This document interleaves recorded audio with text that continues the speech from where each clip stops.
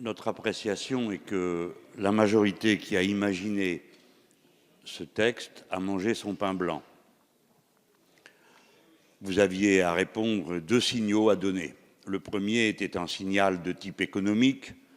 À certains milieux, c'était l'abrogation du Code du travail. C'était incontestablement un signal libéral. Vous voici rendu à nationaliser STX, c'est-à-dire le signal exactement inverse. Ici, vous avez voulu répondre à une question qui se pose vraiment. Là, nous la partageons.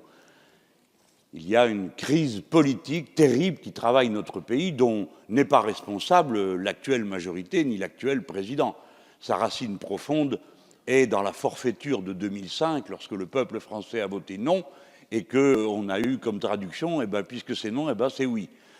Forfaiture qui a recommencé quelques années après, lorsqu'on devait renégocier le traité, qui ensuite n'a pas été du tout négocié par le président Hollande. Si bien que, depuis cette date, notre démocratie va totalement perturbée, totalement faussée, parce qu'à 2 reprises, la volonté profonde du peuple a été trompée.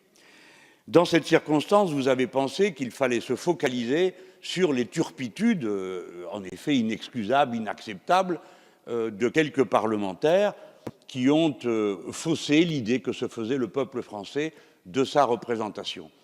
Personne ne peut dire que le problème n'existe pas. Mais la crise politique ne se résume pas à ça. Et en le résumant à ça, on donne l'impression de ne pas s'intéresser au fond de ce qui se passe, c'est-à-dire à la véritable cause commune qui est le poids de l'argent. Et le poids de l'argent défigurant la décision publique, défigurant la morale à laquelle les Français de toutes conditions et de toutes opinions se rattachent et aux vertus auxquelles ils croient. En ce moment même, l'épisode Pénicaud vient réduire à néant, les efforts que vous avez voulu faire et les signaux que vous avez voulu. Mais oui, vous n'y êtes pour rien, mais c'est comme ça. Les gens se disent, ça continue. Ça continue, c'est toujours l'argent qui a le dernier mot, et ceux-là même qui demandent des efforts sont ceux qui semblent le moins s'y astreindre eux-mêmes. Par conséquent, la crise politique n'est pas terminée. La vague dégagiste va continuer à travailler en profondeur notre peuple. Nous avons dit qu'à notre avis, il fallait déporter le débat et l'amener là où se trouve la solution. Les Français ne vous demandent pas de reprendre confiance. Les Français veulent que la politique serve à quelque chose.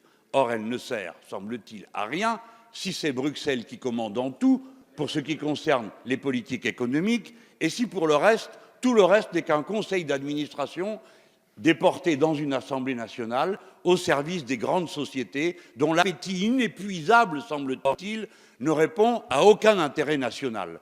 Je vous demande en un mot d'y réfléchir. Voyez comment il se fait que le président de la République est obligé d'intervenir pour nationaliser un chantier naval dont en effet nous avons besoin pour d'innombrables raisons, alors que les mêmes capitalistes que nous avons arrosés pendant des mois, notamment avec le CICE, sont incapables de trouver la petite somme de 80 millions dont il a été dit, je l'ai lu dans la presse, qu'elle était l'équivalent l'épaisseur d'un trait sur la ligne des comptes publics. C'est-à-dire rien du tout. Donc, ils n'ont même pas de quoi prendre le risque d'acheter un chantier naval qui a 10 ans de carnet de commandes rempli. C'est donc cette classe parasite qui accable la République. Et elle va vers une crise politique qui ne dépend pas de vous, mais qui ira à une crise de régime, parce que c'est le fondement même qu'il faut changer. C'est le moment de redonner au peuple la capacité de discuter de sa façon de s'organiser. Les gaullistes ont fait ça en 1958, quand le régime était à bout de souffle. Et c'était la seule façon de sortir pacifiquement du terrible trouble qui s'annonçait, et peut-être même de la guerre civile qui nous menaçait. Eh bien, nous sommes dans une période comparable.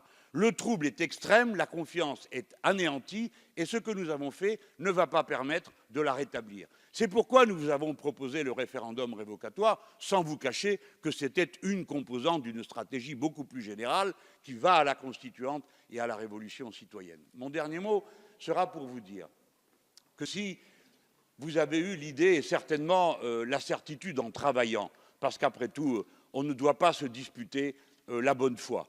On peut parfaitement imaginer que nous le sommes tous, même si nous n'avons pas les mêmes évaluations. Cependant, je voudrais vous dire que ces quelques jours ont certainement aggravé les choses. parce que c'était la nature même du débat. Comme on ne parlait que des turpitudes des parlementaires, nous aurons au fond, pendant des heures et des heures, à moins de la confiance que les Français pouvaient avoir dans leur représentation. Je suis sûr que ce n'est pas ce que vous vouliez, mais ce à quoi on est arrivé. Et c'est pourquoi je vous félicite. Vous avez bien travaillé pour l'aboutissement de mon projet. Merci, Monsieur Mélenchon.